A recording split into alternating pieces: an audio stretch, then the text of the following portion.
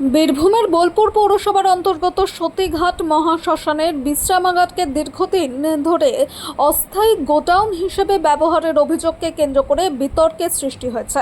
অভিযোগ, শ্মশান যাত্রীদের ব্যবহারের জন্য নির্মিত বিশ্রামাগারে প্লাস্টিকের ট্রিপল, লাইট পোস্ট সহ বিভিন্ন পৌরসভার সামগ্রী মজুত করে রাখা হয়েছিল।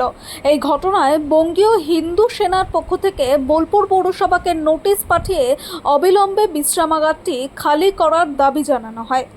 নোটিশের পর শনিবার সকাল থেকেই পৌরসভার কর্মীরা ট্রাকে করে সেখানে রাখা বিভিন্ন সামগ্রী সরিয়ে পৌরসভার নিজস্ব স্থানে স্থানান্তর করতে শুরু করেন।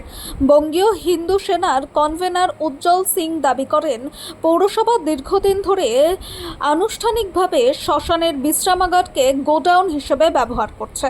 কিভাবে শ্মশান যাত্রীদের জন্য নির্মিত বিশ্রামাগার এই কাজে ব্যবহৃত হলো সে বিষয়ে পৌরসভার কাছে জবাব চাওয়া হবে বলেও তিনি জানান।